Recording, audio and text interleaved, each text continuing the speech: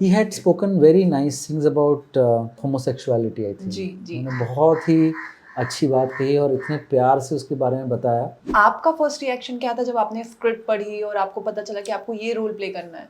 Bobby sir कर रहे हैं, तब मुझे और कॉन्फिडेंस आ गया और वो जो हम लोगों ने सोचा था वैसा हुआ फिर। रणवीर सिंह।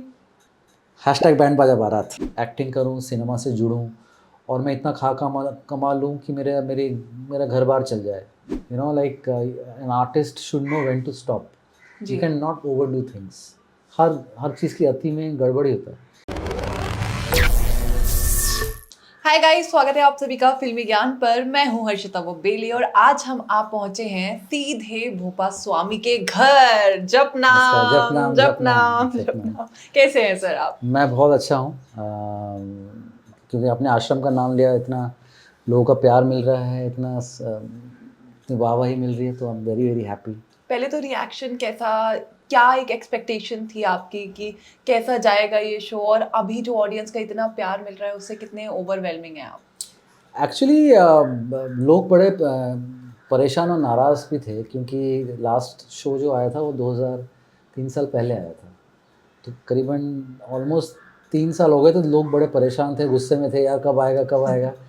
तो उससे थोड़ा सा मुझे थोड़ा कॉन्फिडेंट था कि ये, क्योंकि हम लोगों ने वो करते हुए बड़ा मज़ा आया था और उसका इससे पहले वाला जो सीज़न था उसका रिस्पांस बहुत अच्छा था, तो आई वाज वेरी कॉन्फिडेंट कि ये जब आएगा तो लोगों को बहुत अच्छा लगेगा, और वो हुआ भी। हुआ, उभर के आया। It's a number 1 show right now. हाँ बिल्कुल। और ये जो शो है वो काफी लोगों की सेंटिमेंट्स को बिल्कुल पकड़ के रखा है कि हाँ, समझ में आ रहा है। लेकिन हमारा रिएक्शन मूवी देखने के बाद या सीरीज देखने के बाद निकलता है। आपका फर्स्ट रिएक्शन क्या था जब आपने स्क्रिप्ट पढ़ी और आपको पता चला कि आपको ये रोल प्ले करना है? आई थिंक जब मैंने स्क्रिप्ट पढ़ी थी तो मुझे पढ़ने के बाद ये समझ में आ गया था कि ये स्क्रिप्ट बहुत ही ज़ोरदार स्क्रिप्ट है। वो पढ़ के ही मैं समझ गया था कि इसमें कुछ होने वाला है। और पढ़ के मैंने उस टाइम, मेरी जो मैनेजर थी अंकिता, मैंने उसको फ़ोन करके बोला भी था कि ये बहुत ही कड़क स्क्रिप्ट है और मेरा रोल बहुत अच्छा है इसमें, और बहुत दिनों बाद एक ऐसा रोल मिला है जो बहुत लंबा है और बहुत कुछ करने को है, बहुत सारे शेड्स हैं। और फिर मैं जब प्रकाश जी से मिला और उन्हें बताया कि बॉबी सर कर रहे हैं, तब मुझे और कॉन्फिडेंस आ गया और वो जो हम लोगों ने सोचा था वैसा हुआ फिर।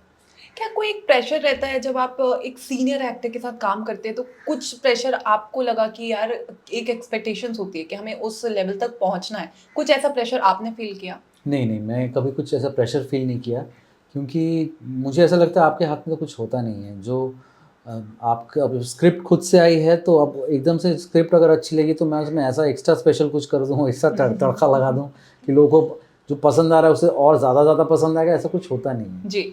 क्योंकि हर चीज़ का अपना वक़्त, अपना समय और अपनी एक सादगी होती है। और क्योंकि मेरे जो गुरु रहे हैं उन सब से मैंने यही सीखा है कि there has to be something fresh about your performance. एक सादगी होनी चाहिए, एक नयापन होना चाहिए। और एक चीज़ और जो बहुत ज़रूरी है लाइफ में, जो मैं इस्तेमाल करता हूँ, वो है कि you know like an artist should know when to stop. You can not overdo things. हर चीज़ की अति में गड़बड़ी होता है। तो जब मुझे ये फ़िल्म का, जो शो का स्क्रिप्ट मिला था आश्रम, तो मैं पढ़ के समझ गया था कि बहुत ख़तरनाक इसकी लिखाई है और बहुत अच्छी कहानी है। तो मेरा काम सिर्फ़ है इसको जस्टिफ़ाई करना, रोल को, इसको ज़्यादा नहीं कर देना। और उसके लिए तो हमारे बॉस थे ही, प्रकाश जी, जैसे ही ज़्यादा करता था वो डाँट डपट के नीचे कर देते थे। लेकिन ये जो रोल है वो काफी शेडी है। लाइक अब पता ही नहीं है कितने शेड्स है, और अभी तो कह रहे हैं कि आश्रम ही अब आपके नाम पे होने वाला है। तो ये रोल प्ले करते दौरान क्या क्या डिफिकल्टीज आपने फेस की, या क्या आपको चैलेंजेस फेस करने पड़े?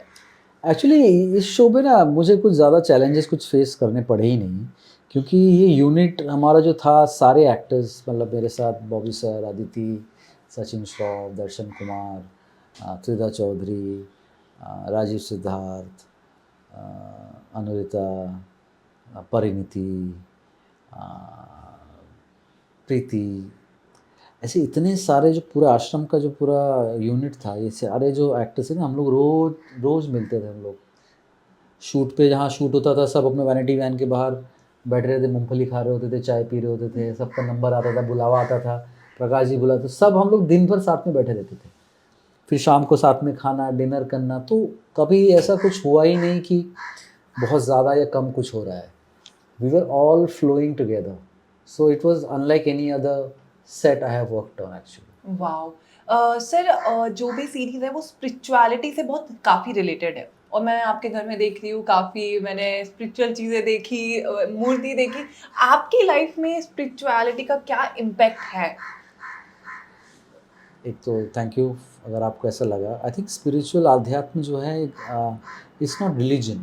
जी इससे रिलीजन का कोई लेना देना नहीं है. Spiritualism is basically a way of life. आप कुछ ऐसे फिलॉसफीज़ कुछ ऐसे चीज़ें हैं जो अगर आप निजी ज़िंदगी में यूज़ करेंगे तो आप कैसे अपनी ज़िंदगी को आप बेहतर बना सकते हो, आप कैसे दूसरों की ज़िंदगी को बेहतर बना सकते हो, उसी को आध्यात्म कहते हैं. और जैसे जैसे and it's a state of mind. It's a state you are in. और जैसे जैसे आपका स्टेट एलिवेट होता जाएगा, जैसे आप अगर आप बुद्ध बन गए तो अलग ही लेवल ऑफ स्टेट है. तो जब आपके दिमाग में कोई थॉट्स ही नहीं रहेंगे, जब आपके दिमाग में ज़ीरो थॉट होते हैं तब आप स्पिरिचुअली वहाँ पहुँच जाते हैं. ऐसा मेरे साथ हुआ नहीं है, but what I try to be a better human being. I try to treat everybody with a lot of love and respect. I'm kind to myself, I'm kind to people. So spiritualism is all about that. It's about way of life. And if you start doing those things every day as an exercise, no, the moment you start changing, transformation happens. Everybody around you will start feeling it. And तो कई बार ऐसा होता है कि spiritually when you are in जैसे अगर आप दलाई लामा को मिल लेंगे या कोई ऐसे anybody you meet who's spiritually very heightened state. सो जब ऐसे स्पिरिचुअल बीइंग के साथ आप बैठते हैं तो उनके साथ बैठ के ही आपका ट्रांसफॉर्मेशन हो जाएगा. हाल ही में एक प्रेमानंद स्वामी जी हैं उनका बहुत चल रहा है कभी आपने उनके प्रवचन सुने हैं मैंने इंस्टाग्राम पे उनका उनका देखा है. वो जो येलो, जी जी जी जी हाँ, जी he had spoken very nice things about homosexuality. I think जी जी उन्होंने बहुत ही अच्छी बात कही और इतने प्यार से उसके बारे में बताया. हाँ, उन्होंने जो उसके बारे में बताया तो मैंने देखा. और इनफैक्ट मैं अभी इलाहाबाद गया था कुंभ में किसी काम से, तो वहाँ पे I saw his picture with lot of people at various tea stalls and everywhere, which is good. I think you can follow anyone. Like, I've been following Swami Vivekananda since I was a kid, Ramakrishna Paramhans. So, आप किसी को भी follow कीजिए. मतलब जो आपको सत्य की राह दिखाएगा, जो आपको प्रेम की राह दिखाएगा, वो आप उसकी राह कोई भी हो सकता है. नथिंग स्पेसिफिक यार. बट आपने महाकुंभ की बात की हमने आपका एक इंटरव्यू देखा जहाँ महाकुंभ में एक इंसिडेंट भी हुआ कि लोग आपको भोपा स्वामी का वो समझ के क्या था वो एक्सपीरियंस यार वो बड़ा अजीब सा हो गया कि एक तो जो इस तरह का मैं रोल करता हूँ भोपा स्वामी, जो एकदम ही मतलब ऐसी चीज़ें करते हैं जो हमारे स्पिरिचुअली अगेंस्ट है, मतलब और ऐसी जगह पे इस आदमी का क्या काम है कुंभ में, जहाँ पे लोग जब स्पिरिचुअल होने गए हैं, जहाँ पे सब डुबकी लगाने गए हैं, जब वहाँ पे भोपा स्वामी का कुछ काम हो नहीं सकता क्योंकि वो तो धूर्त आदमी है, खूंखार आदमी है, गलत आदमी है. लेकिन वहाँ मुझे सबसे ज़्यादा प्यार मिला कुंभ में, क्योंकि वहाँ पे जितने लोग थे जो आते थे और वो जैसे उनको पता चलता था कि मैं वो एक्टर हूँ जिसने भोपा स्वामी का रोल किया, तो वो सब जप नाम करने लग जाते थे. And thousands of people. Wow ये महाकुंभ का एक्सपीरियंस कैसा रहा आपका मेरा बहुत अच्छा रहा. लेकिन मैं बहुत प्रिविलेज था. मैं प्रिविलेज क्लास में एरोप्लेन से गया, वहाँ पे टैक्सी मेरे लिए रेडी थी, टैक्सी में बैठा, लग्जरी टेंट था, वहाँ जाके रहने लगा, खाना पीना मेरे सामने ही, गंगा कभी भी चल के जाओ डुबकी मार लो. तो मेरे लिए बहुत आसान था. बट मैं दूसरों को देख रहा था जो छोटे छोटे शहरों से, गांव से अपने कंधे पे बच्चा उठाए, बोझा उठाए, कोई स्कूटर पे बैठा है, कोई ऑटो रिक्शा में बैठा है, कोई ठेले पे बैठा है, कैसे कैसे चलते चलते चलते लाखों लोग, लाखों. वो एक एक्सपीरियंस था कि वो आस्था जो उनमें थी, इन स्पाइट ऑफ एवरीथिंग. मतलब मुझे एयरपोर्ट से मेरे टेंट तक पहुंचने में, जहाँ मैं रह रहा था, मुझे 8 घंटे लग गए. इलाहाबाद शहर में, मतलब प्रयागराज शहर में. तो वो बहुत ही एक मैजिकल सा माहौल था देखने के लिए. सर आपकी जर्नी काफ़ी लॉन्ग रही है फ्रॉम रंग दे बसंती से आज भोपा स्वामी. इस जर्नी में कितने उतार चढ़ाव आए होंगे बट कोई एक ऐसी चीज़ जिसने आपको बिल्कुल आगे बढ़ने के लिए बिल्कुल प्रोत्साहित रखा आई थिंक मेरा सबसे फंडामेंटली क्या है कि मुझे अभिनय से बहुत प्यार है. जी और मुझे I feel very lucky that I could become an actor, and I chose this path of acting. And now when I discovered spiritualism, I realized how lucky I am that I was a chosen one by divine to become an actor in this lifetime. And so once this उतार and the चढ़ाव and the उतार, ये सब फिर आपको बेमानी लगने लगती हैं. जी It's all pointless, because I think as an actor, the spirituality part of it, I think it's a life, मैंने कई जगह भी बोला है, it's a lifelong meditation. ये एक ऐसा ज़रिया है, अगर आप once you master this craft of acting, you can feel the divine. Yeah. Wow. और अब आप एक स्टेप आगे बढ़ रहे हैं, आपका प्रोडक्शन हाउस खुलने वाला है, कितने एक्साइटेड हैं उन क्या?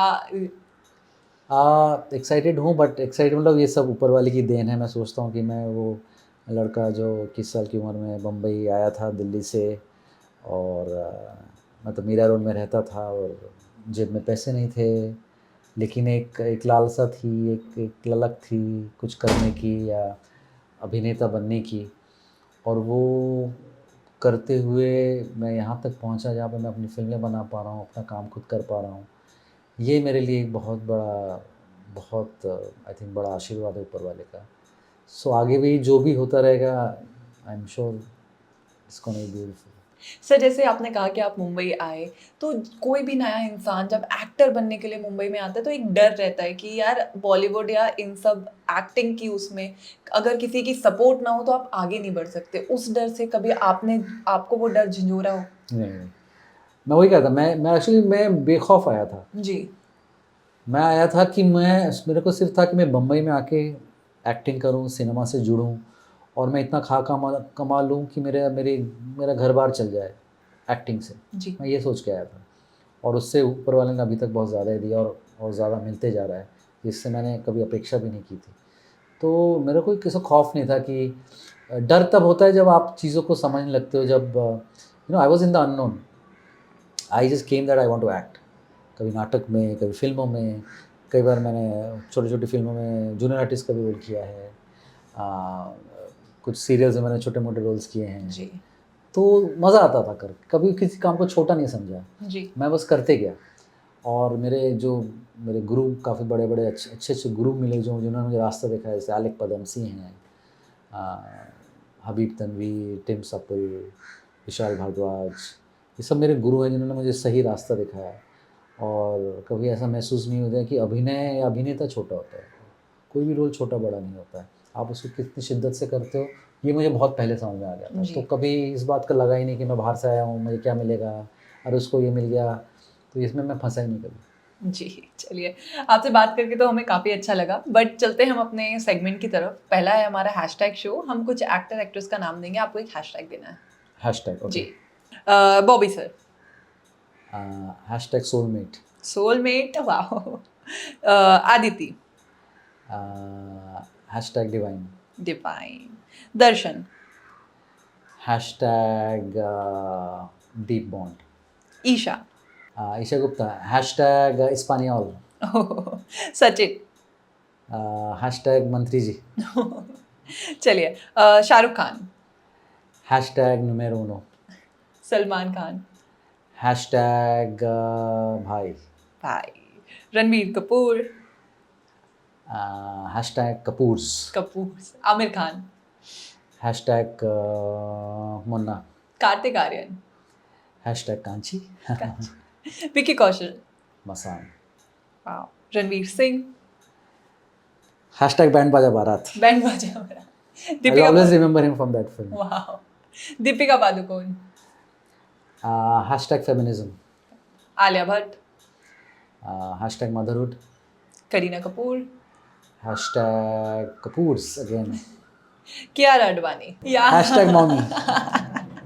प्रियंका. Hashtag entrepreneur. वाह. अनुष्का शर्मा. Hashtag entrepreneur. चलिए, नेक्स्ट सेगमेंट है व्हाट द कमेंट. हमने आपकी प्रोफाइल से कुछ कमेंट्स फिल्टर आउट किए, आपको रिएक्ट करना है. पहला है, जपनाम भोपा जी पार्ट 4 में अब आपको ही आश्रम को आगे बढ़ाना है, बॉबी जी तो विलन बन गए अब. दर्शक भी क्या क्या बोलते रहते हैं. बॉबी जी तो विलन हो गए, मुझे संभालना है। देखें, अभी लेखक के ऊपर डिपेंड करता है क्या लिखते हैं, क्या होता है, मेरे हाथ में तो कुछ है नहीं। Wow. I honestly believe that he acted more brilliantly than any other co-star in the series. His role is quite big too. Hmm. I'm humbled by this opportunity given to me by Mr. Prakash Jha. I think who gave me my biggest role in my career. चलिए, आपसे बात करके हमें काफी अच्छा लगा। Thank you. But जाने से पहले फैंस के लिए एक मैसेज जो आप देना चाहें। देखिए, दर्शकों से मेरी यही गुजारिश है कि ये ऐसा प्यार बनाए रहें। आई होप ये हमारा बॉन्डिंग इससे ज़्यादा ही बढ़े, क्योंकि ये तो सिर्फ शुरुआत है और अभी मैं बहुत लाइफ में एज इन करियर में बहुत शानदार रोल्स करने वाला हूँ। अब आप मुझे पहचान गए तो भूलिएगा मत। Thank you so much. Thank Thank you. you. Thank you.